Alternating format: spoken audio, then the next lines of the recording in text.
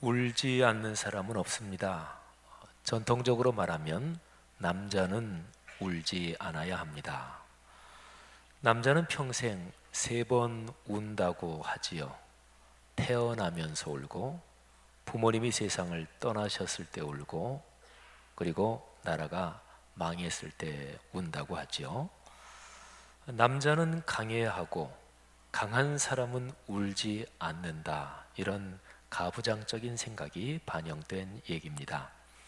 그러나 남자도 많이 웁니다. 누구나 울지요. 하나님도 우셨습니다. 사람이 되신 하나님, 바로 예수 그리스도, 그분도 우셨습니다. 요한복음 11장 35절에 이런 표현이 있습니다. 예수께서 눈물을 흘리시더라. 예수께서 우셨다는 기록이지요. 예수께서 눈물을 흘리시더라. 이 구절은 영어 성경 번역으로는 성경 전체에서 한 절의 단어 수가 가장 적은 구절이라고도 합니다. 딱 2단어로 되어 있습니다. Jesus wept. 딱 2단어예요. 예수께서 눈물을 흘리신 그 상황이 요한복음 11장에 나오지요. 나사로가 죽었습니다. 예수님이 나사로의 무덤에 가십니다. 그 무덤 앞에 와서 예수님이 눈물을 흘리십니다. 예수님은 왜 우셨을까요? 예수님의 눈물에는 어떤 뜻이 담겨 있을까요? 그 자리에 있던 유대인들은 예수님이 나사로를 아주 깊이 사랑하셨기 때문에 우는 것이라고 말했습니다. 그러나 요한복음 11장을 가만히 읽어보면 그것도 이유가 되긴 하지만 꼭 그런 것만은 아닙니다. 예수님이 우신 것에는 다른 의미도 포함이 돼 있어요. 자, 아무튼 예수님의 눈물 잠깐 살펴봤고요. 우리의 길을 좀 잠깐 해보십시다. 여러분은 어떤 때 우십니까? 나의 눈물샘을 자극하고 감성의 공감축을 가장 깊이 뒤흔드는 일은 여러분에게는 어떤 일입니까? 이제 곧 가을의 한가운데로 들어섭니다마는 가을은 사람들에게 감성을 풍요롭게 하는 계절이지요. 감성이 흔들리고, 그래서 어떤 종류든 눈물을 다른 계절보다 더 흘리게 되는 계절일 수도 있습니다. 성경에 눈물을 흘린 사람들 이야기가 많이 나오는데 그 중에 하나를 소개합니다. 우리 그리스도인들이 성경에 나오는 얘기 중에서 굉장히 많이 아는 얘기고 알려진 얘기입니다. 베드로가 스승 예수를 부인한 사건입니다. 베드로는 제자 중에서 누구보다 예수를 가까이서 따랐습니다. 예수께서 자신의 십자가 처형을 예고하셨는데 그 상황에서 베드로는 예수 그리스도가 어떤 어려운 상황에 빠지게 된다면 자기 목숨을 내놓겠다, 이렇게 장담합니다. 요한복음 13장 36절부터 38절에 예수님과 베드로의 대화가 기록되어 있습니다. 한번 보시죠. 베드로가 먼저 이렇게 물어요. 주여, 어디로 가시나이까? 이 표현을 라틴어로 하면 쿠오바디스 도미네, 이게 됩니다.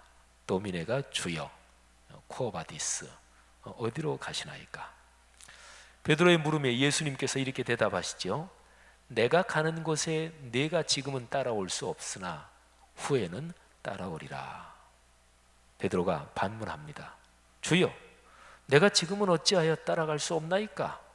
주를 위하여 내 목숨을 버리겠나이다. 이게 베드로의 장담이죠. 예수님이 베드로의 장담을 듣고 이렇게 말씀하십니다. 네가 나를 위하여 네 목숨을 버리겠느냐? 내가 진실로 진실로 네게 이르노니 닭 울기 전에 네가 3번 나를 부인하리라. 베드로는 예수님의 얘기를 듣고서 섭섭했을 것입니다. 많이 섭섭했습니다. 왜 안 그랬겠습니까? 자신의 의리와 우직함에 대한 자존심이 강한 사람이고 자신의 올바름과 올곧음에 대한 자의식이 깊은 사람이 베드로였으니까 당연히 섭섭했겠죠. 베드로와 예수님의 이 대화가 있고 나서 채 12시간도 지나기 전에 이제 사건이 벌어집니다. 한밤중이었습니다. 12제자와 함께 감람산의 겟세마네 동산에서 기도하시던 예수님이 체포됩니다. 배반자 유다, 가룟 유다가 무장한 대제사장들의 하속들을 예수님이 계신 곳으로 정확하게 안내했습니다. 예수님은 체포되고 그리고 대제사장의 집으로 끌려갑니다. 이 상황에서 제자들이 다 도망가는데 베드로는 끌려가시는 예수님을 따라갑니다. 요한복음 18장에 자세히 기록되어 있는 이 사건에 바로 운다, 울음이 관련되어 있습니다. 베드로의 충성어린 장담을 듣고 예수님이 오히려 베드로의 배반을 예고하신 대로 그대로 상황이 전개됐지요. 베드로가 주님께 제 목숨까지 바치겠습니다 말할 그때 그 심정은 적어도 충성어린 것이었을 것입니다. 속으로 다른 생각하면서 말만 그렇게 한 거는 적어도 아니었겠죠. 그런데 예수님께서 배반을 예고하시고 그리고 상황이 그렇게 전개돼요. 베드로가 예수님을 모른다고 부인하며 배반하는 사건이 마태복음, 마가복음, 누가복음, 요한복음 이 사복음서 모두에 다 기록이 되어 있습니다. 자, 먼저 공관복음서 마태, 마가, 누가복음 세 개를 그렇게 부르지요. 공관복음서의 기록을 보겠습니다. 이 세 복음서는 예수님이 대제사장의 집 뜰로 끌려가서 신문당하는 장면 그거하고 베드로가 예수님을 모른다고 부인하고 배반하는 이 장면 이 두 가지를 차례로 기록해요. 그러니까 한 덩어리 얘기 끝나고 그 다음 덩어리 얘기를 합니다. 그러니까 베드로가 주님을 배반하는 장면을 얘기를 시작해서 한 덩어리를 다 끝내지요. 그러나 요한복음은 다릅니다. 베드로가 배반하는 내용 이거하고 예수님이 신문 받으시면서 모욕당하는 이 장면 이 두 개를 얘기 하나 끝내고 그 다음 얘기하는 게 아니라 이 얘기 조금 하다가 이쪽 얘기하고 다시 이 얘기 조금 하고 이렇게 두 가지 얘기를 서로 교차해서 기록합니다. 요한복음 18장에서 절수를 표시하면서 한번 살펴보면 이렇습니다. 12절부터 14절까지 세 절에 예수님이 체포되시고 대제사장의 집들로 끌려가시는 장면이 기록이 됩니다. 그리고 이어서 15절부터 4절 보면 베드로가 그 집들로 따라 들어간다. 그리고 누가 당신 저자와 한패지 하니까 나 그 사람 모른다. 이렇게 첫 번째로 부인하는 사건이 4절에 기록이 되어 있습니다. 그리고 다시 이어서 예수님이 신문 받는 장면이 또 기록이 돼요. 19절부터 24절입니다. 신문 받으시면서 얻어맞기도 하시고 조롱당하시지요. 그리고 나서 또 이어서 25절부터 27절까지 베드로가 예수님을 모른다고 배반하는데 두 번째, 세 번째 그 사건이 있고 그리고 나서 달리기 웁니다. 자, 보십시오. 이런 교차 편집 이것 때문에 베드로의 배반이 더 강렬하게 부각이 돼요. 스승 예수님은 고난을 당하고 신문을 당하고 조롱을 당하는데 뻔히 같은 뜰에 있는 베드로가 배반한다. 이거를 교차로 편집해서 기록하니까 배반이 더 강렬해지지요. 예수님 베드로는 같은 뜰에 있어요. 스승이신 예수님이 빤히 보이는 저쯤에 묶인 채로 신문당하고 모욕을 당하고 있습니다. 날이 추웠습니다. 베드로는 이쪽쯤에 피워놓은 불을 쬐면서 예수님을 모른다고 부인합니다. 3번이나 그렇게 시치미를 뗍니다. 몇 시간 전에 자신이 장담했던 말을 베드로가 떠올렸을까요? 주님이 가시는 곳 어디든 따라가겠다며 주님을 위하여 목숨까지 버리겠다는 그 장담을 베드로가 예수님을 배반하면서 그걸 기억했을까요? 뭐 기억했을 수도 있고 또는 워낙 자신이 급하니까 또 떠올리지 못했을 수도 있겠죠. 요한복음이 베드로의 배반과 예수님의 순환을 씨줄과 날줄처럼 교차시키는 까닭은 무엇일까요? 이렇게 기록하는 방식을 통해서 어떤 메시지를 성경을 읽는 독자들에게 던지려고 하는 것일까요? 요한복음은 기록된 시기가요, 예수님이 부활하시고 승천하신 뒤에 60여 년이 지난 후에 문서로 기록되었습니다. 그러니까 주후 1세기 말의 10년어간, 그러니까 주후 90년대에 기록된 걸로 보죠. 근데 이 시기에 교회 공동체는 무서운 박해에 시달리고 있었습니다. 예수를 나의 주님 그리스도 곧 구세주로 믿는다는 것 때문에 심한 불이익을 받았고 심지어는 죽임을 당하기도 했습니다. 체포된 그리스도인들 가운데 주님을 믿지 않겠습니다 이렇게 말하고서 풀려나는 사람들이 생겨났고요, 애초부터 난 주님을 모른다 이렇게 부인하는 사람들이 많아졌습니다. 요한복음은 사람의 배반과 구세주의 순환을 겹쳐 놓으면서 성경을 읽는 그리스도인 독자들에게 이렇게 다음과 같이 묻고 있는 것입니다. 당신은 어떤가? 여기 베드로의 모습이 혹시 당신의 모습은 아닌가? 당신이 살고 있는 상황에서 예수 그리스도를 믿는다는 것 때문에 불이익을 받을까 두려워하고 있지는 않은가? 그래서 예수 그리스도의 이름을 부인하며 사는 것은 아닌가? 성도들이여, 오늘 이 요한복음을 묵상하면서 우리 자신을 돌아보고 그리고 주님께 대한 우리의 믿음을 다시 한번 점검하고 새롭게 할 수 있는 복이 있기를 바랍니다. 베드로의 배반과 연관해서 요한복음의 기록에 독특한 점이 하나 더 있습니다. 이 점이 더 독특해요. 그래서 거기에 담긴 메시지도 더 강력합니다. 마태, 마가, 누가복음은 모두 베드로의 통곡을 기록합니다. 자신도 체포될까 봐 두려워서 예수님을 모른다고 배반해놓고, 그리고 베드로는 대제사장의 집 밖으로 나와서 통곡합니다. 먼저 닭이 울었고 닭의 울음소리에 베드로도 울었죠. 자, 세 복음서에 기록된 것을 먼저 보겠습니다. 마태복음 26장 74, 75절입니다. 그가 저주하며 맹세하여 이르되 나는 그 사람을 알지 못하노라 하니 곧 닭이 울더라. 이에 베드로가 예수의 말씀에 닭 울기 전에 내가 3번 나를 부인하리라 하심이 생각나서 밖에 나가서 심히 통곡하니라. 마가복음 14장 72절입니다. 닭이 곧 2번째 울더라. 이에 베드로가 예수께서 자기에게 하신 말씀 곧 닭이 2번 울기 전에 내가 3번 나를 부인하리라 하심이 기억되어 그 일을 생각하고 울었더라. 자, 누가복음입니다. 22장 60절부터 62절이에요.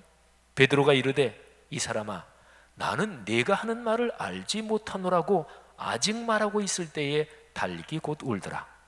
주께서 돌이켜 베드로를 보시니 베드로가 주의 말씀 곧 오늘 닭 울기 전에 내가 3번 나를 부인하리라 하심이 생각나서 밖에 나가서 심히 통곡하니라. 아멘. 자, 세 복음서의 기록을 읽어드렸어요. 닭도 울었고 베드로도 통곡했습니다.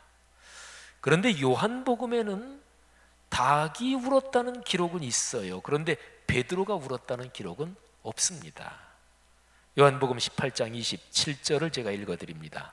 이에 베드로가 또 부인하니 곧 닭이 울더라. 그리고 끝이에요. 28절 이하를 읽어봐도 베드로가 울었다는 기록은 없습니다. 베드로가 통곡한 것은 분명한 사실인데 왜 요한복음은 베드로의 통곡을 기록하지 않았을까요? 베드로의 통곡을 기록하지 않음으로써 요한복음은 성경을 읽는 독자들을 궁금하게 만듭니다. 그러고 나서 베드로는 어떻게 했을까? 베드로의 심정은 어떠했을까? 이 사건이 베드로가 평생 살아가면서 베드로에게 어떤 영향을 끼쳤고 어떻게 기억되었을까? 베드로의 통곡을 기록하지 않은 것은 일부러 그런 거지요. 말하자면 표현하고 전달하는 방법 중에 하나입니다. 사람이 슬플 때 통곡하고 하염없이 울고 소리내서 울고 땅을 치면서 울고, 너무너무 슬픔은 그럴 수 있죠. 자기의 슬픔을 표현하는 거죠. 근데 진짜로 슬픈데, 그런데 한마디도 입 밖으로 내지 않고 울지도 않고 꼭 울음을 참고 있으면 그게 사실은 더 강렬한 표현일 수도 있어요. 사람이 부모가 화나면 아이들한테 잔소리하고, 또 화나면 막 상대방한테 뭐라 그러고, 근데 진짜로 저 사람 화났겠다. 근데 아무 소리도 안 합니다. 그러면 그게 화를 표현하는 더 강렬한 표현일 수가 있는 거죠. 베드로의 통곡을 기록하지 않은 것은 요한복음 저자의 전달 방법 중에 하나입니다. 말하자면 문학적 수사 중에 하나죠. 굉장히 더 강렬하게 전달하는 거지요. 그러므로서 요한복음 기록한 그 사람은 그리스도인 독자들에게 또 이렇게 묻고 있는 거예요. 예수님을 배반하는 상황이 벌어진다면 너는 어떻게 할 것인가? 마음을 찢으면서 통곡할 것인가? 혹시 내가 지금 예수를 부인하는 상황에 있지는 않은가? 너는 지금 그래서 통곡하고 있는가? 신앙을 배반하는 우리 시대의 아픔을 보는가? 예수님이 걸어가신 낮아짐과 겸손, 섬김과 헌신의 길은 외면한 채 영광과 명예와 권력과 부를 움켜쥐려는 이 땅의 그리스도인들 또는 이 땅의 기독교 지도자들을 보는가? 누가 오늘날 예수 그리스도의 심정을 부둥켜 안고 울 것인가? 사랑하시는 여러분, 그리스도인들이요, 신앙은 잠들면 안 됩니다. 내 주변에 다른 그리스도인들이 신앙의 기준이 아니에요. 사람을 기준으로 삼으면 그 시대의 평균적인 수준에 끌려다니고요, 결국은 자신도 모르게 신앙이 병듭니다. 혹시 여기 계신 분 중에서 그런 분 안 계신가요? 나 젊을 때, 나 대학 다닐 때 신앙 순수했어. 그런데 지금 40대, 50대 또는 60대 돼서 내 신앙을 스스로 돌아보니까 너무나 세속의 때가 많이 묻고 그때가 그립다. 이런 분 안 계셔요? 사람을 기준으로 삼고 신앙생활 해오면 그런 일이 벌어집니다. 시대의 평균적인 신앙 수준에 자꾸 끌려가고, 그러다 결국 신앙은 타락하고 또 병이 드는 거죠. 신앙의 기준은 주 예수 그리스도의 삶과 그분의 가르침입니다. 66권 성경이 진리의 계시고 이 말씀만이 우리 신앙의 영원한 기준이며 토대며 방향입니다. 성도 여러분, 신앙의 변질과 타락, 시대의 아픔과 슬픔을 보는 눈이 있어야 합니다.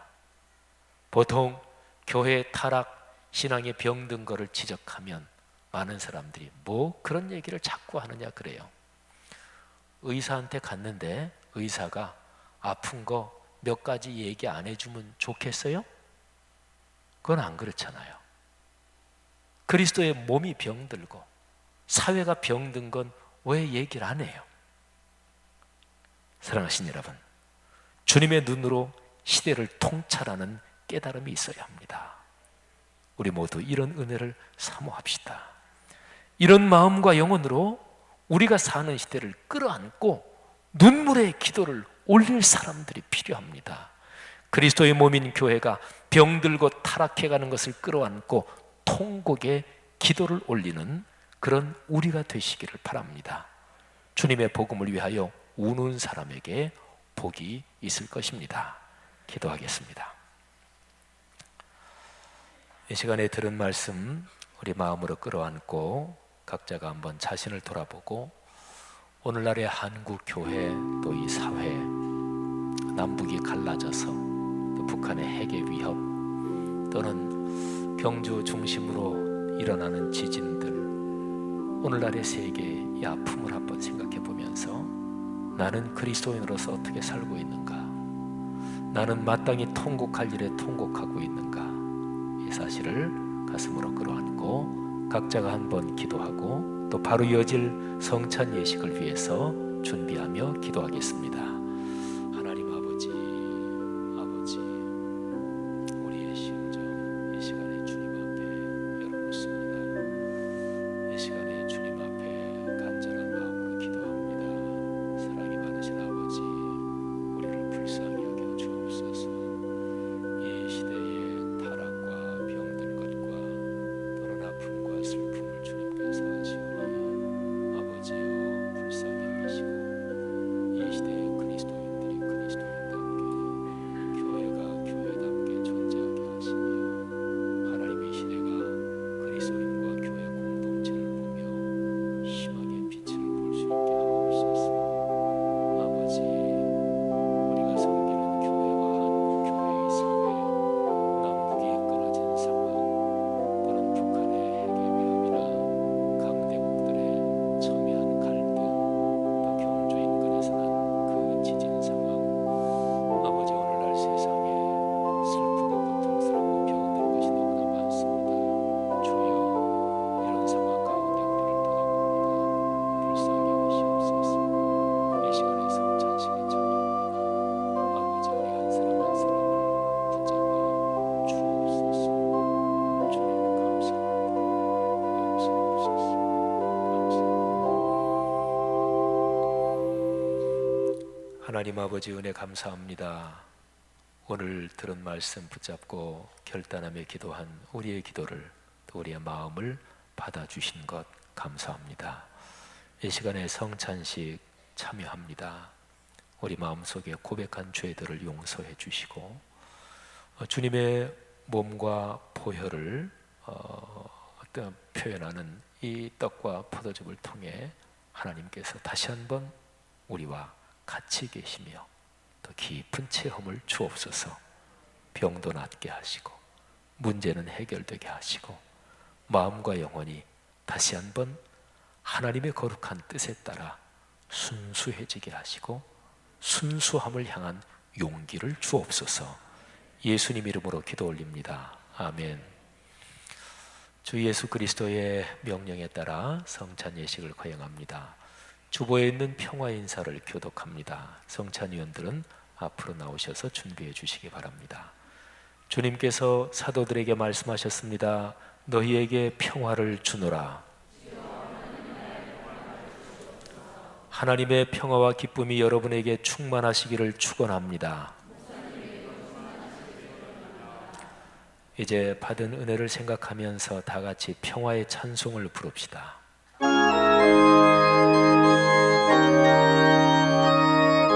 평화 평화로다. 평화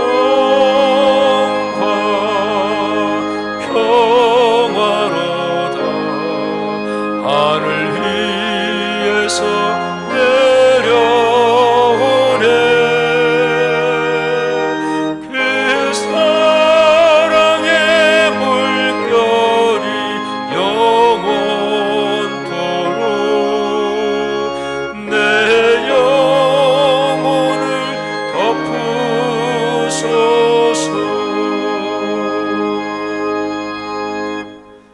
배찬의 말씀 교독합니다.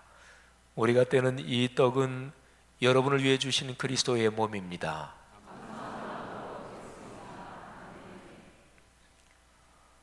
우리가 마실 이 포도주는 여러분에게 주신 그리스도의 피입니다.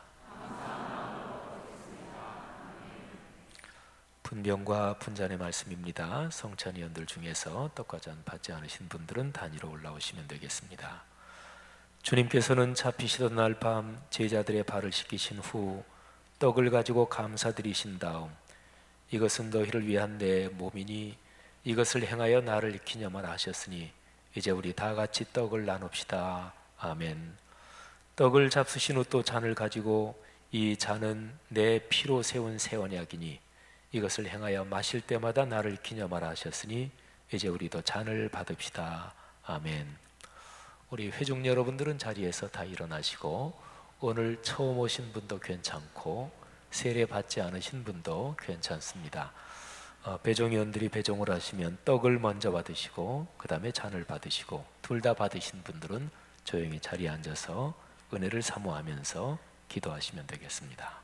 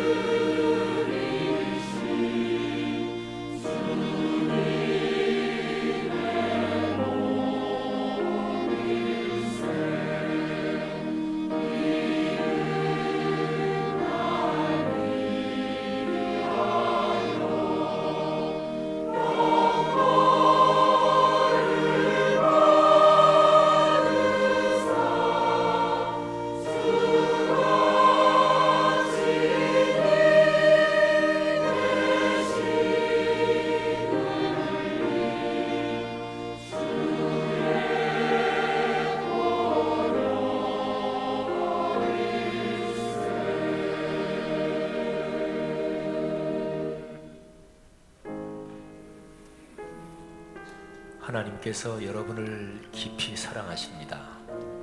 그래서 당신의 아들 예수 그리스도를 십자가에 달려 돌아가시게 했고, 그 보혈의 공로로 여러분의 죄가 용서받았고 하나님의 자녀가 되었습니다. 하나님의 자녀가 된 사람들을 하나님은 계속해서 지키십니다. 도와주십니다. 문제는 우리가 하나님의 도움을 구하는 기도를 드리느냐 하는 것입니다.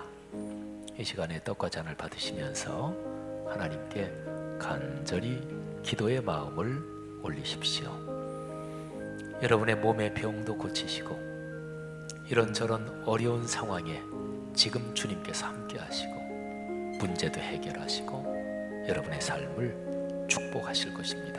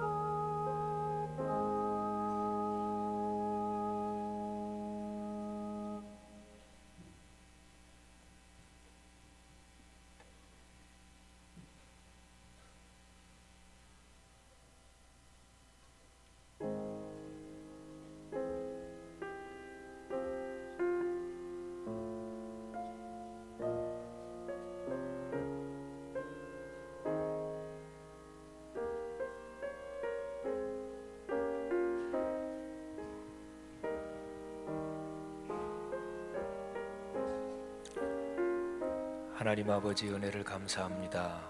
하나님께서 우리를 사랑하시는 그 사랑, 십자가에서 보여주시는 그 사랑 꼭 붙잡고 인생길을 걷겠습니다. 이 시간에 주님께서 성찬 예식을 통해 다시 한번 우리 속에 임재하시고 현존하심을 믿습니다. 예수 그리스도 이름으로 축복하며 기도 올립니다. 아멘. 결단의 기도 같이 교독하겠습니다.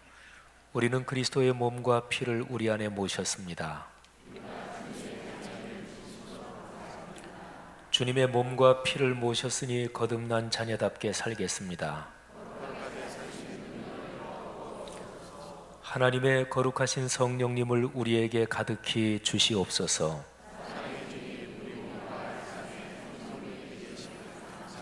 형제자매들이여, 우리에게 구원의 비밀을 깨닫게 하신 주께 간구합시다.